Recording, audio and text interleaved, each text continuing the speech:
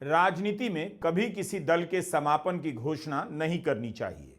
कब किस वर्ग में राजनीतिक आकांक्षा नए सिरे से जाग जाए और उसकी गोलबंदी उस पार्टी की राजनीति को कहां पहुंचा दे, कोई नहीं जानता। मायावती ने इस बात का भी जिक्र किया कि यहां जो लोग आए हैं उन्हें मजदूरी देकर या भाड़े पर नहीं लाया गया है, अपने खून पसीने की कमाई देकर खुद से आए हैं। विपक्ष आरोप लगा रहा है कि रोडवेज की गाड़ियां दी गई, यूपी सरकार ने मदद की, तब जाकर इतनी भीड़ आई। हो सकता है कि विपक्ष की बात सही हो, लेकिन अगर ऐसा ही है तो योगी सरकार के सपोर्ट से क्या प्रधानमंत्री मोदी लखनऊ में इतनी बड़ी रैली कर सकते हैं? क्या उनके लिए लोग सभा से एक दिन पहले लखनऊ आ सकते हैं? इसकी आधी भीड़ अगर प्रधानमंत्री मोदी या गृहमंत्री शाह की सभा में आ गई होती तो गोदी मीडिया आपे से बाहर हो गया होता। आईटी सेल इस भीड़ की तस्वीर को वायरल करा रहा होता। बीजेपी क्यों चाहेगी कि मायावती की रैली इतनी सफल हो जाए और उनकी धाक फिर से लौटती दिखे? विपक्ष से ज्यादा इस भीड़ से बीजेपी को भी चिंतित होना चाहिए। भले विपक्ष आरोप लगा रहा हो कि मायावती ने खुलकर बीजेपी का नाम नहीं लिया या हमला नहीं बोला, लेकिन इस भीड़ से बीजेपी को भी लगेगा अगर बसपा का जनाधार लौटा तो नुकसान उसका भी हो सकता है। वैसे यह भीड़ इस बात का प्रमाण तो है कि मायावती का आधार अभी भी गायब नहीं हुआ है। भले ही मायावती सड़क पर उतरकर पदयात्राएं नहीं करती हैं, लेकिन उनका वोटर पैदल चलकर लखनऊ तक उन्हें सुनने आ सकता है। इसलिए जानकार हैरान लगते हैं कि इतने साल तक सत्ता से बाहर रहने के बाद मायावती की रैली इतनी बड़ी कैसे हो गई। जिनको यहाँ दूसरी पार्टियों की तरह ये जो लाखों लाखों की संख्या में लोग आए हैं, तो इनको यहाँ दूसरी पार्टियों की तरह मजदूरी देकर दिहाड़ी पर नहीं लाया गया है,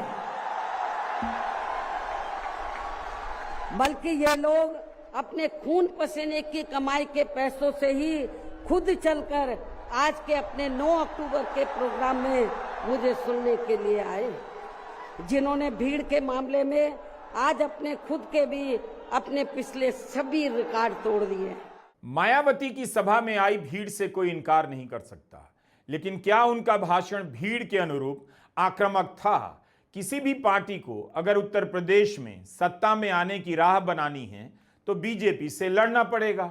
यूपी की राजनीति में इस वक्त बीजेपी सबसे बड़ी पार्टी ही नहीं, ताकतवर पार्टी भी है। मानव संसाधन और आर्थिक संसाधनों से लैस उसके समीकरणों का काट निकालना पड़ेगा। आज जिस तरह से बसपा ने सपा पर और सपा ने बसपा पर हमला बोला है, उससे लगता है कि अगर इन दोनों में से किसी एक को अकेले दम पर सत्ता तक पहुंचना है तो सबसे पहले इनके आधार को खुद में मिलाना होगा। यानी बसपा को सपा से वोट लेना है या सपा को बसपा का वोट लेना होगा। इसका मतलब यह है कि दोनों दलों को इस वक्त यह लग रहा है कि बीजेपी का वोटर सॉलिड रूप से उसके साथ खड़ा है, वह छिटक नहीं रहा।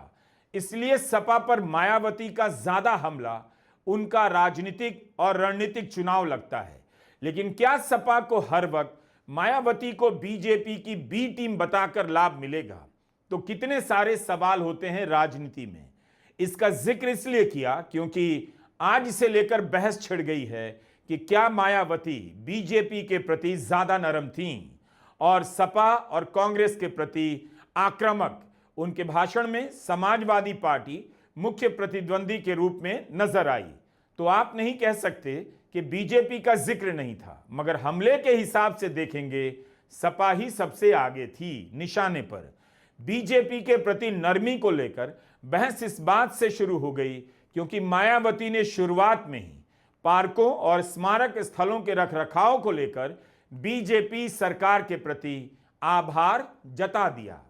जब यूपी में हमारी सरकार थी और ये मान्यवर श्री कांशीराम जी के आदर सम्मान में ये जो विशाल स्मारक स्थल जब बनाया गया था, तो हमने उसी समय हमारी सरकार ने ये व्यवस्था की थी कि हम देखने वालों के लिए इस पर हम टिकट की व्यवस्था करेंगे और इसका जो पैसा आएगा टिकट का तो वो किसी और मद पर खर्च नहीं किया जाएगा, बल्कि जितने भी उत्तर प्रदेश की राजधानी लखनऊ में जो स्मारक बने हैं, पार्क बने हैं, तो उनके रख रखाव पर खर्च किया जाएगा।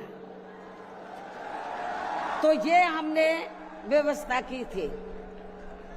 लेकिन दुख की बात यह है कि जब वर्तमान भाजपा की सरकार से पहले यहाँ सपा की सरकार थी, तो सपा की सरकार ने उस टिकट के पैसे को दबा कर रखा, एक पैसा खर्च नहीं किया इनके रख रखाव पर, और हालत बड़ी जर्जर हो गई थी स्थलों की। यही नहीं, और भी स्थल थे, पार्क थे, उनकी हालत बड़ी खराब हो गई थी।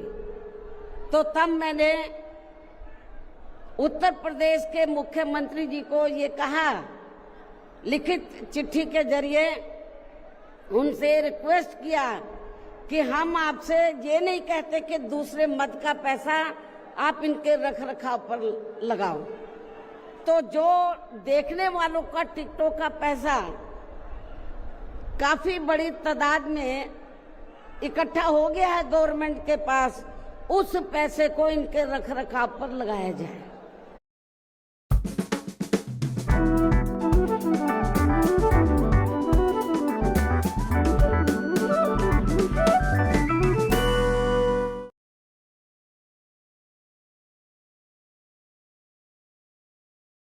Hello, Moto. Do the moto moto.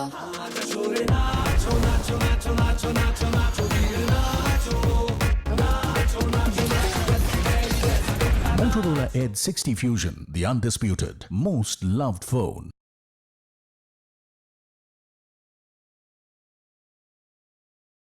जाए तो उत्तर प्रदेश की वर्तमान भाजपा की सरकार ने इस मामले को दिखवाया पूरा, और उसके बाद उन्होंने हमें कमिट किया, प्रॉमिस किया कि हम जो भी पैसा टिकटों को आया है हम दूसरे मद पे नहीं लगाएंगे, बल्कि इन स्थलों के रख रखाव पर लगाएंगे। उन्होंने ये लगाया, इसलिए हमारी पार्टी उनकी आभारी है। भाषण के इस हिस्से के बाद कांग्रेस से लेकर समाजवादी पार्टी ने बसपा को बीजेपी की बी टीम बताना शुरू कर दिया। समाजवादी पार्टी के सांसद अवधेश प्रसाद ने कहा, बीजेपी के प्रति नरमी का बयान बताता है मायावती दबाव में है। सपा अध्यक्ष अखिलेश यादव ने ट्वीट किया है, क्योंकि उनकी अंदरूनी साठ गांठ है जारी, इसलिए वे हैं जुल्म करने वालों के आका। कांग्रेस प्रवक्ता सुरेंद्र राजपूत ने सवाल किया कि यह बीजेपी की रैली थी या बीएसपी की। राजपूत ने कहा कि जो स्क्रिप्ट शाहजी के यहां से आई या बीजेपी से आई, वही स्क्रिप्ट मायावती मंच से पढ़ रही थी। उन्होंने सवाल किया, मान्यवर कांशीराम जी की पुण्यतिथि पर उनको मेरा नमन है। आज 9 साल बाद जब बीएसपी सुप्रीमो मायावती बहन जी रैली को संबोधित करने जा रही थी, तो एक आशा और उम्मीद थी कि वो दलितों पर हो रहे अत्याचार और अहम मुद्दों पर बोलेंगी।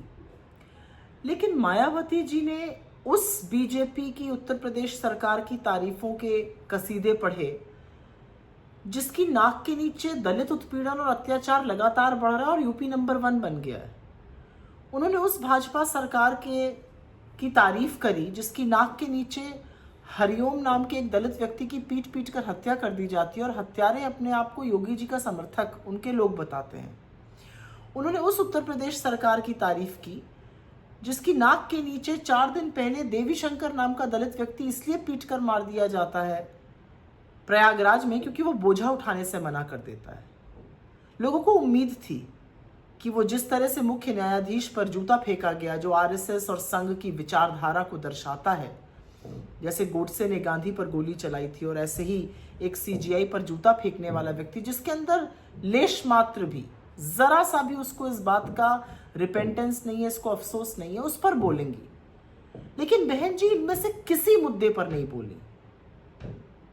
तो मुझे ही नहीं, मुझे लगता है कि पूरे दलित समाज को, एक वंचित शोषित समाज को आज बहुत अफसोस हुआ, वो बहुत आहत हैं क्योंकि किसी टाइम पर मायावती जी उनकी रहनुमा कही जाती थी। उल्टे उन्होंने कांग्रेस पर प्रहार करते हुए संविधान को लेकर कुछ कटाक्ष कसे।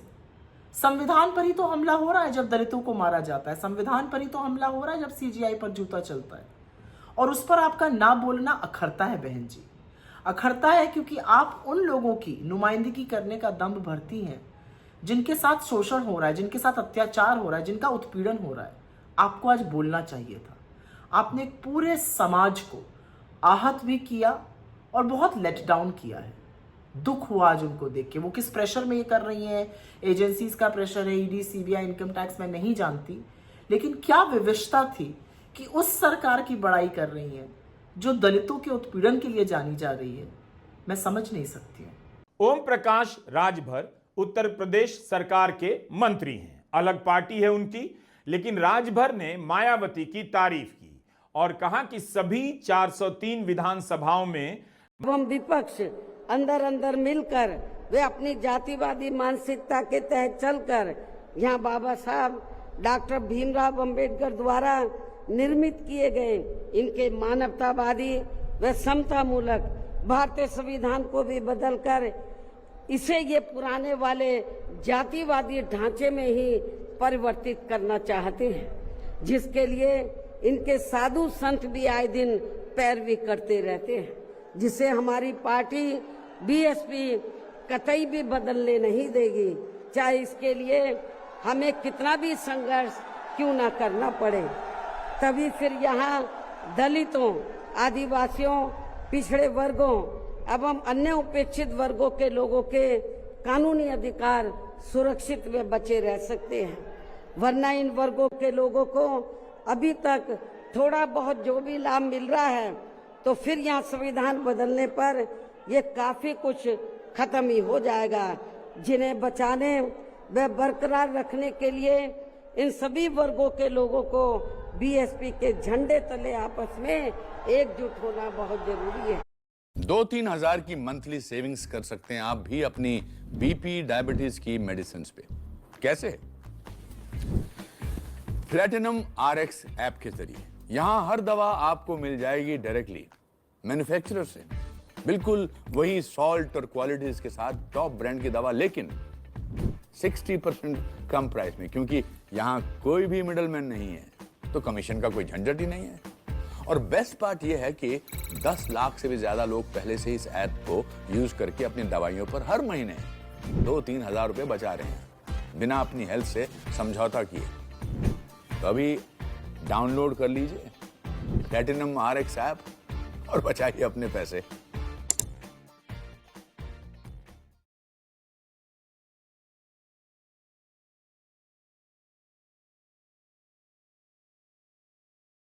If you don't have a credit card but desperately want one, then this video is for you. Maybe you're a student, a freelancer, or someone who's just struggling to get a credit card. Because एकजुट होना बहुत जरूरी है। अपने भाषण में मायावती ने केवल अखिलेश यादव का नाम लेकर सवाल किया और उनसे पूछा कि बसपा सरकार ने जब कांशीराम नगर नाम कर दिया था, तब सपा सरकार ने फिर से बदलकर कासगंज क्यों किया। मायावती ने अगर प्रधानमंत्री मोदी और मुख्यमंत्री योगी का नाम नहीं लिया तो राहुल गांधी का भी नाम नहीं लिया। उनकी शैली भी इसी तरह की लगती है कि वे नीतियों की ज्यादा आलोचना करती हैं, व्यक्ति का जिक्र कम करती हैं। और सन 1975 में देश में लगी इमरजेंसी में तो कांग्रेस पार्टी की रही सरकार ने यहाँ बाबा साहब के संविधान को भी काफी हद तक प्रभावहीन ही बना दिया था, जिसकी आड़ में अब इस पार्टी के लोग आए दिन किस्म किस्म की नाटकबाजी करते रहते हैं। 2019 में मायावती ने समाजवादी पार्टी के साथ मिलकर चुनाव लड़ा, तब बसपा को लोकसभा की 10 सीटें मिली। 2024 के लोकसभा चुनाव में बीएसपी अकेले लड़ रही थी, एक भी सीट नहीं मिली। 2022 के विधानसभा चुनाव में बसपा को केवल 1 सीट आई। अगर बसपा को फिर से यूपी की सत्ता में लौटना है तो उसे अभी लंबी दूरी तय करनी होगी, क्योंकि 2014 के बाद के चुनाव से उसका वोट लगातार गिरता जा रहा है। पहले के कई विश्लेषणों में यह भी दावा किया जा रहा है कि बसपा के कोर वोट बैंक का एक बड़ा हिस्सा बीजेपी की तरफ गया है। हालांकि मायावती ने पहले इन आरोपों का खंडन किया है। तो क्या यह माना जाए कि बसपा अब अपने कोर वोट बैंक को वापस लाने के लिए निकल पड़ी है, लेकिन तब तो उसे बीजेपी को लेकर और आक्रामक होना चाहिए। उन्होंने मौजूदा भाजपा सरकार को केस मुकदमों के मामले में तो नहीं घेरा, लेकिन पहले की केंद्र की भाजपा सरकार का जिक्र जरूर किया। जबकि इससे पहले केंद्र की रही भाजपा सरकार ने सत्ता का दुरुपयोग करके मेरे ऊपर व मेरे माँ बाप, भाई बहन एवं अन्य रिश्ते नातों आदि के ऊपर भी अनेकों गलत एवं फर्जी केस दर्ज करा के हम सभी को जबरदस्ती इनकम टैक्स व सीबीआई आदि के जंजाल में फंसाकर हमारी छवि को धूमिल करने का हर संभव पूरा प्रयास किया है। इसके साथ साथ आगे चलकर इन सब मामलों में केंद्र की रही कांग्रेसी सरकार ने भी हमें न्याय देने की बजाय बल्कि काफी उलझा दिया था, और तब फिर हमें इन सब के विरुद्ध माननीय कोर्ट में भी जाना पड़ा है, जहां हमें न्याय मिला है। इस प्रकार से ये सब भी हमें काफी कुछ झेलना पड़ा है। मायावती का भाषण करीब 1 घंटे का रहा। उन्होंने बार बार 2007 में बीएसपी की अकेले दम की सरकार का जिक्र किया, उस समय की कानून व्यवस्था का जिक्र किया और नीतियों का, और फिर से अपने समर्थकों से सरकार बनाने में जुट जाने का आह्वान किया। मायावती ने रैली में आए लोगों से धर्म की राजनीति को लेकर सतर्क रहने के लिए कहा। बस उनका भी नाम नहीं लिया कि कौन है जो उत्तर प्रदेश में इस तरह की राजनीति कर रहे हैं। इतना ही नहीं बल्कि देश में आम जनहित के मुद्दों पर आवाज उठाने की बजाय जो पिछले कुछ समय से यहाँ स्वार्थी व शरारती तत्व एक दूसरे के देवी देवता, खुदा व धर्म आदि को लेकर तथा इन पर आए दिन नए मुद्दों को निकालकर देश में बवाल व हिंसा आदि पैदा करने की कोशिश में लगे रहते हैं और फिर इनकी आड़ में राजनीति करते हैं। ये भी देश हित में ठीक नहीं है, जबकि इन सब मामलों में सभी को भारतीय संविधान के मुताबिक चलना चाहिए। साथ ही सभी धर्मों का पूरा आदर सम्मान भी करना चाहिए और इनके सदियों से चले आ रहे धार्मिक नियम, मान्यताएं व परंपराएं आदि में भी किसी को दखल देना उचित नहीं है और ना ही इनकी आड़ में आई लव आदि की कोई राजनीति नहीं करनी चाहिए। क्या मायावती वक्फ कानून की बात कर रही हैं? उनके भाषण के इस हिस्से का इशारा तो वक्फ की तरफ ही लग रहा है। अप्रैल के महीने में जब केंद्र सरकार ने वक्फ के कानून में संशोधन किया, तब मायावती ने खुलकर आलोचना की थी। वक्फ कानून को लेकर सुप्रीम कोर्ट का फैसला आ चुका है। फैसले को लेकर उनका क्या कहना है, उनके भाषण से साफ नहीं हुआ। मायावती ने पहलगांव में आतंकी घटना को लेकर दुख और चिंता जताई और कहा कि अगर सुरक्षा का उचित प्रबंध होता तो रोका जा सकता था। उन्होंने यह भी कहा कि विदेश नीति जनहित में होनी चाहिए और यह भी सलाह दी